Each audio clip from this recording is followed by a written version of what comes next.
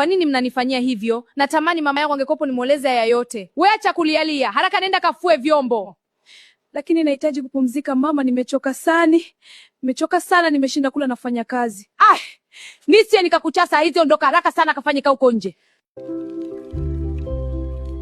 Mbona Rebeka ndiye anafanya kazi zote? Huyo mtoto anaonewa sana.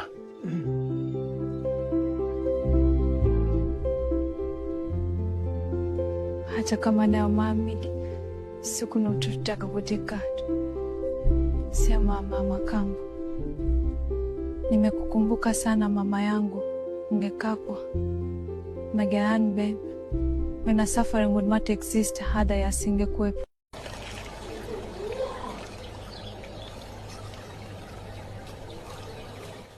Rebeka ana moyo mzuri sana. Kwa hivyo Rebeka hivi. Nyamazu. Mama, kwa nini unanifanya? Nyamazu takurumbi. Kwa nini wakusifia wewe una moyo Musa? Kwa nini wakusifia Stide? Wago ani wao plane. Siteni. Mwanangu, usikate tamaa. Siku moja maisha yako yatabadilika. Asante bibi.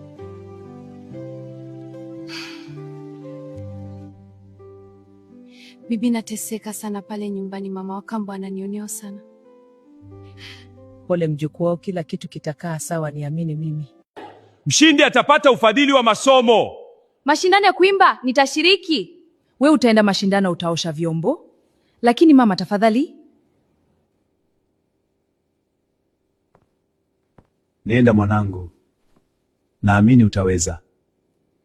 Asante baba, sitakuangusha.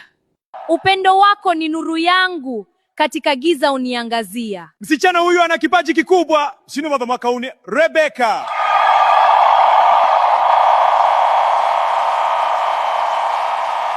Imekuwaje Rebeka ameshinda jamani, hii haipo sawa kabisa. Kuna kipaji hivi na sauti nzuri.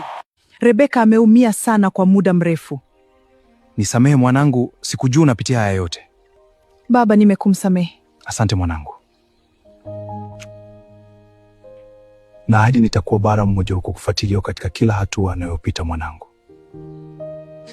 Nakupenda bayambo tunabocha.